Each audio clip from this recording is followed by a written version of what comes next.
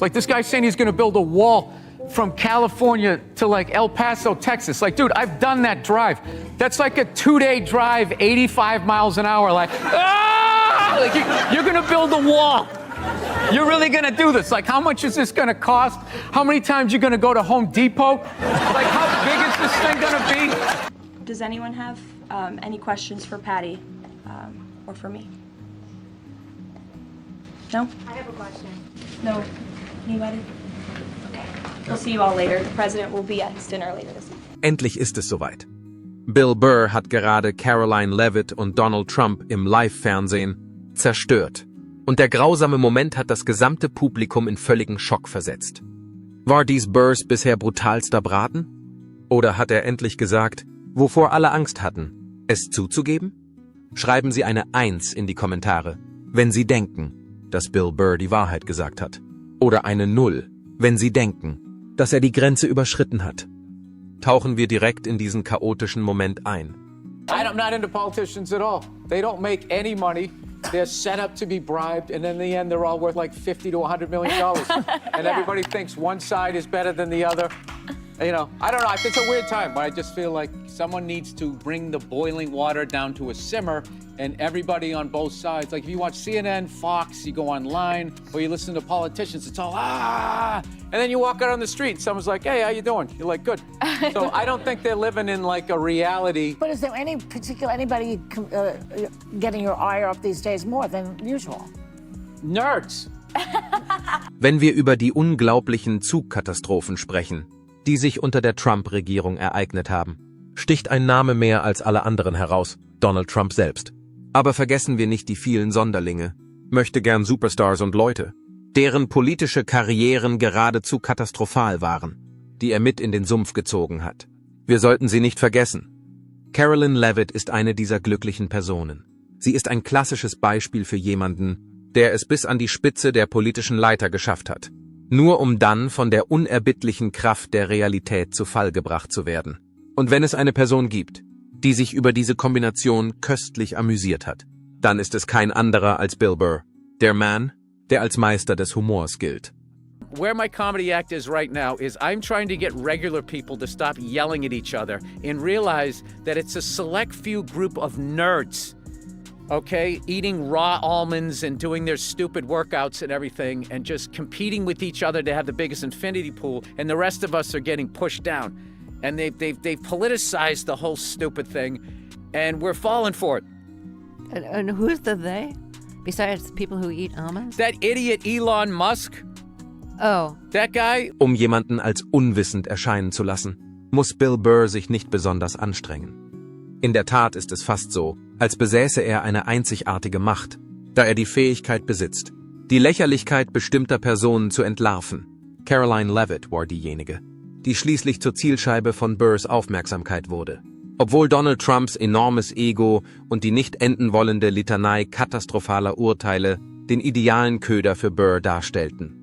The White House official made the decision to bar the AP reporter from the Oval Office and the diplomatic reception room last night. Well, first of all, let me just set the record straight. It is a privilege to cover this White House. It's a privilege to be the White House press secretary. And nobody has the right to go into the Oval Office and ask the President of the United States questions. That's an invitation that is given. And there are hundreds of outlets on this campus, many of you in this room who don't have the privilege of being part of that pool every single day and getting to ask the President questions. We reserve the right to decide who gets to go into the Oval Office, and you all have credentials to be here, including the Associated Press, who is in this briefing room today. Aus nicht ganz klaren Gründen hat sich Leavitt entschieden, sich der Regierung Trump anzuschließen. Dieser Schritt ist in etwa so intelligent wie die Entscheidung, mit Haien zu schwimmen, während man mit Thunfisch bedeckt ist. Bill Burr hingegen hatte viel Spaß mit ihr. Man muss verstehen, dass Carolines Behauptungen, sie sei ein aufstrebender Stern am politischen Himmel, schnell widerlegt wurden, als sie anfing, Trump zu verteidigen, so wie ein Hund eifrig versucht, seinem Herrn zu gefallen. Man muss sich vor Augen halten, dass die Verteidigung von Trump mit dem Versuch vergleichbar ist, einem kleinen Kind, das gerade seine ersten Schritte gemacht hat, ein überzeugendes Argument zu liefern. Abgesehen davon, dass das betreffende Kind mit Atomwaffen ausgestattet ist und sich nicht die Schuhe zubinden kann. I'm sorry, have you ever paid a tariff? Because I have. They don't get charged on foreign companies, they get charged on the importers. And ultimately, when we have fair and balanced trade, which the American people have not seen in decades, as I said at the beginning, revenues will stay here, wages will go up, and our country will be made wealthy again. And I think it's insulting that Den größten Rückschlag erlebte Caroline Leavitt bei den Vorstellungsgesprächen, als sie dem Ansturm der Fragen, die an sie gerichtet wurden, nicht gewachsen war. Stellen Sie sich vor, wie sie da sitzt und versucht zu erklären, warum sie jeden Schritt von Trump unterstützt und warum sie weiterhin an seine Ideen glaubt. Und das zu einer Zeit, in der selbst die glühendsten Fans von Trump beginnen, an der Vernunft der Person zu zweifeln, die das Sagen hat. Ich muss sagen, dass ich es einfach bewundere, wenn jemand, der so jung ist und so sehr darauf erpicht ist, ernst genommen zu werden, versucht, sie davon zu überzeugen, dass ein Mann, der seine Präsidentschaft wie ein Monopoly-Spiel verwaltet hat, in gewisser Weise immer noch ein politisches Genie ist. Does the president feel that he was misled by his national security advisors, whoever it was that told him there was no classified information in there, now that he's seen these messages? I've now been asked and answered this question 3 times by the both of you, and I've given you my answer. The president feels the same today as he did yesterday. Okay, Philip. and I might follow up on what you had just No, said. go ahead, Philip. Caitlin, I'm not taking your follow-up. Philip, go I have a ahead. follow-up on something you just said, though, Caroline. Wenn es Ihnen gefällt, abonnieren Sie es bitte. Man kann gar nicht genug betonen, wie gut Bill Burr in der Lage ist, die Lächerlichkeit von allem, was vor sich geht, zu vermitteln. Es ist fast so, als könne er die Wahrheit erkennen, bevor sie im Äther ankommt. Wenn es um Trump geht, hat Burr reichlich Material zur Auswahl. Ich meine, was sagt man über eine Person, deren Antwort auf jedes Problem darin besteht, einfach etwas Verrücktes zu twittern und zu sehen, was passiert?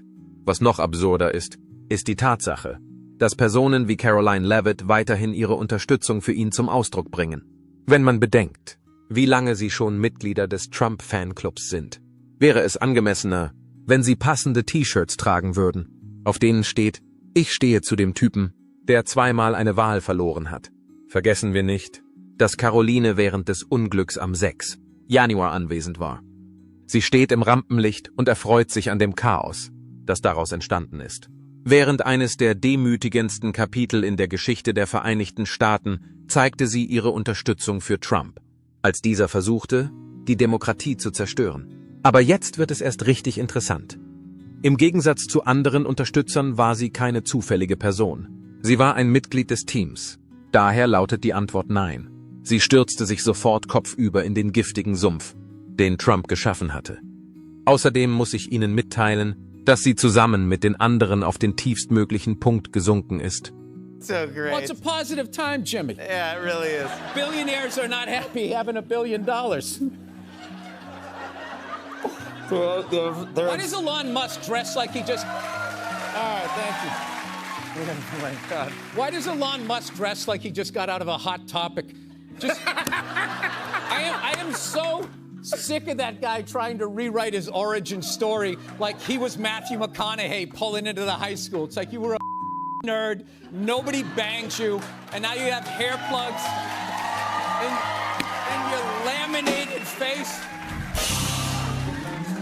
No, and everybody is afraid of these nerds. I don't get it. My whole life, feminists were focusing on frat boys and guys with their hats on backwards, and they left the nerds alone. And now look at them. Es geht nicht nur um die Pointen, wenn es um Bill Burrs Braten geht. Die Tatsache, dass sie einen genau dort treffen, wo es weh tut, macht sie zu einer unangenehmen Erfahrung. Wenn er jemanden wie Caroline Leavitt ins Visier nimmt, weist er nicht nur auf die offensichtlichen Fehler in ihren politischen Überzeugungen hin. Er nutzt dies auch als Gelegenheit, sie zu kritisieren. Das Ziel ist es, die harte Realität der Situation ans Licht zu bringen. Es gibt Menschen auf der Welt, die aufrichtig glauben, dass sie mit Donald Trump zusammenarbeiten, um ihre berufliche Karriere voranzutreiben. Seien wir für einen Moment ehrlich, das ist nicht der Fall. Die Situation ist vergleichbar mit der Entscheidung, sein Leben auf Treibsand zu bauen und dann erschrocken zu sein, wenn alles zu sinken beginnt. Die tragische Tatsache, dass Leavitt so tief in Trumps Umfeld verstrickt ist, dass sie nicht mehr zu retten ist, wird von Burr ans Licht gebracht, der diese Aufgabe hervorragend meistert. Sie ist wie die eine Person, die sich weigert, die vergiftete Partei zu verlassen, während alle anderen sich heimlich aus der Partei herausbewegen. Und hier kommt Burr wirklich ins Spiel. Er macht nicht nur ein paar Sticheleien hier und da. Er vertieft den Irrsinn der Handlungen, die Leavitt begangen hat. Er weist darauf hin, dass es sich bei diesen unverschämten und törichten Äußerungen in der Öffentlichkeit nicht um eine seltsame Art von Mut oder Prinzip handelt. Sie sind ein verzweifelter Versuch, sich in einem Zirkus zu behaupten, der immer mehr den Bezug zur Realität verliert. Have you been notified by Trump to interview Trump? Would you interview Trump? No, and I wouldn't interview a Democrat either. Yeah. I don't want to know those people. My Right. job is to make fun of them. Yeah. That's interesting. Yeah, the same thing with an award show. Why the fuck would you ever host an award show? Your job as a comic is to make fun of an award show. Burrs Kunst besteht darin, die Realitätsferne von Leavitt zu betonen und sie gleichzeitig humorvoll zu gestalten. Das ist es, was Burr so brillant macht. Es ist fast so, als wolle er uns zeigen, dass Leavitt und andere Leute wie sie so sehr im Sumpf von Trump versunken sind, dass sie jedes Gefühl für festen Halt verloren haben. Burrs Aufgabe ist es, sie und uns alle daran zu erinnern, dass dies nicht nur eine politische Taktik ist. Sie haben ihre Integrität für Schlagzeilen und ihre Würde für Likes aufgegeben. Es ist ihre Aufgabe, sie daran zu erinnern. Ein Zugunglück wartet nur darauf, jetzt zu passieren. Es gibt auch eine Person, die als Donald Trump bekannt ist. Ein Mann, dessen gesamte politische Strategie darauf ausgerichtet ist, sich vor der ganzen Welt zu demütigen. Verdient es sicherlich, geröstet zu werden. Burr hat sich auch nicht zurückgehalten, wenn es um Trump ging. Und warum sollte er auch? Er ist ein wandelnder Witz, der es aus irgendeinem Grund geschafft hat, zum Präsidenten gewählt zu werden. Und Caroline hielt es für den intelligentesten Schachzug, sich an diese Katastrophe zu binden. Daher kann man mit Sicherheit sagen, dass Burr mit ihrer Unterstützung für Trump und den zahlreichen Fehlern, die damit einhergingen, ihren großen Tag hatte. For president. It wasn't Trump or Hillary, though. I didn't like either one of them. Really? You didn't like either one? No, I didn't. I couldn't stand her. She dresses like a real estate agent, like her doing this thing with her head. Yeah. The other guy's saying, take people's coats. Yeah. They just didn't offer anything for me. Yeah, so they didn't appeal to you. No, they didn't. And I don't understand why everybody's so upset. Yeah. You know, like, what's going to happen to you? Wenn Sie sich für das Spektakel der Politik interessieren, gibt es keinen besseren Ort als die Regierung Trump. Es schien, als hätte der Zirkus kein Zelt, keine Tiere. Und alle liefen einfach in Clownsschuhen herum und rempelten sich gegenseitig an. Es war eine Abfolge von schrecklichen Ereignissen, die sich ereigneten. Darüber hinaus gab es inmitten all dieser Ereignisse Menschen wie Caroline Leavitt, die nicht wahrhaben wollten, dass das Schiff sank, sondern lieber den Kapitän anfeuerten. Sie hat nicht ein einziges Mal die Möglichkeit in Betracht gezogen, dass diese Entscheidung vielleicht nicht die beste war. Sie war zu sehr damit beschäftigt zu denken, dass die Identifikation mit Trump der goldene Schlüssel zum politischen Erfolg sei, als dass sie erkennen konnte, dass dies nicht der Fall war. Sie lag völlig falsch. Wenn es um Trump geht, war er noch nie der Typ, der vor einer großen Selbstdarstellung zurückschreckt. Es war, als ob die Comedy-Götter jedem von uns ein Geschenk gemacht hätten, als Burr herauskam und ihn auf die Schippe nahm. Ein Humorist wie Burr, der das Getöse durchschaut und den kleinen Mann in seinem Inneren sieht, ist eine gute Zielscheibe für Trump, weil er keine Kritik ertragen kann und weil er so sehr nach Aufmerksamkeit giert. Burr ist aufgrund dieser beiden Faktoren eine erstklassige Zielscheibe. Er ist ein verwöhnter Bengel, der ständig versucht, von seiner eigenen finanziellen Situation abzulenken. Yeah, he literally trashed everybody. He did like the Elliot Ness speech in The Untouchables. The only thing he was missing was like a 2x4, and he was trashing everybody with red and blue ties. So it actually made me relax, going like, well, nobody's going to work with this guy. Wenn es darum geht, Personen wie Caroline Leavitt anzuprangern, die anscheinend glauben, dass sie das System austricksen können, während sie sich hinter einer gescheiterten politischen Figur wie Donald Trump verstecken, hält sich Bill Burr nicht zurück, wenn es um seine Kritik an diesen Personen geht. Um es einfach auszudrücken, Burr hat einen einzigartigen Stil, die Lächerlichkeit von allem zu beleuchten. Und seien wir ehrlich, Leavitt ist die ideale Zielscheibe für seinen Zorn. Ihre Beziehung zu Trump war jedoch nicht nur das. Indem sie sich an seine Fersen heftete, hoffte sie, ihre eigene politische Zukunft sichern zu können. Sie bettelte geradezu um einen Platz an seinem Tisch, in der Erwartung, ihr eigenes politisches Schicksal zu sichern. Aber lassen Sie mich Ihnen etwas sagen. Die Taktik, sich an die Fersen von jemandem zu heften, der eine Wahl verloren hat, darüber gelogen hat und versucht hat, einen Aufstand anzuzetteln, ist nicht gerade ein erfolgreicher Plan. Das ist so, als würde man versuchen, mit einem Fahrrad zu fahren, das vorher kaputt war. Es geht nicht sehr schnell voran. Andererseits scheint Leavitt fest davon überzeugt zu sein, dass eine Verbindung mit Trump zu einem bedeutenden Wahlsieg führen würde. Wenn der Komplize eines Verbrechers ein Mann ist, dessen gesamte politische Karriere nur aus einer Reihe von Misserfolgen besteht, ist es schwierig, von einem Erfolg zu sprechen. Das Vermächtnis, das Trump hinterlassen hat, ist vergleichbar mit einem schrecklichen Witz, der so oft erzählt wurde, dass selbst die Pointe schal geworden ist. Jedes Mal, wenn er seine Lippen öffnet, ist es entweder eine klare Unwahrheit, eine unkontrollierte Tirade oder ein Versuch, die Geschichte in einer Weise umzuschreiben, die so weit von der Wahrheit entfernt ist, dass es fast so aussieht, als wäre sie erfunden. How's your wife's hands doing these days? Oh, they're fantastic. I love my wife. You know where you stand with her. Okay? The guy walked in the arena. Everybody cheered. She gave him the finger. Nobody got arrested. That's why this country's great. Everybody expressed themselves. Can we all be adults? I mean, I don't know about you, but I came there to go to the fights.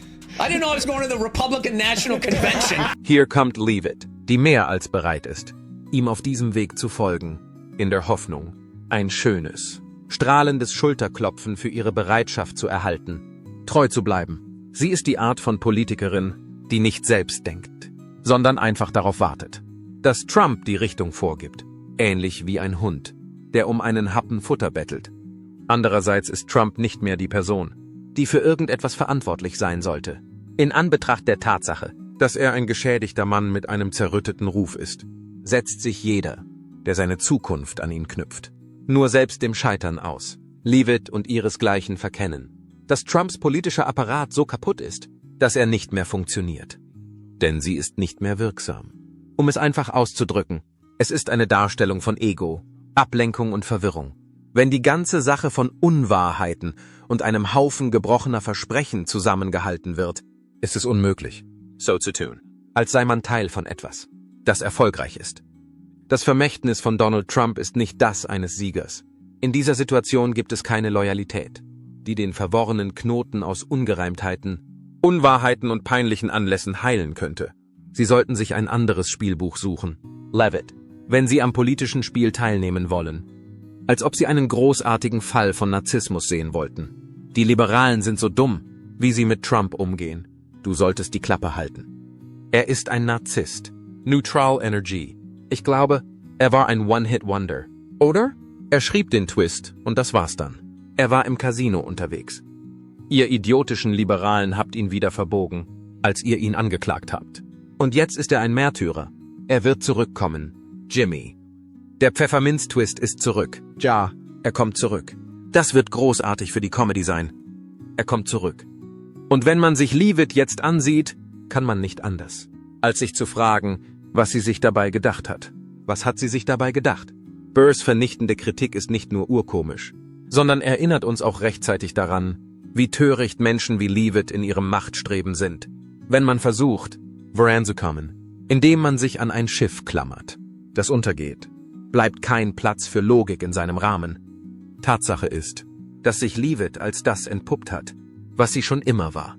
Eine politische Opportunistin, die bereit war, sich für eine Chance auf Bedeutung zu verkaufen, egal wie giftig diese auch sein mag.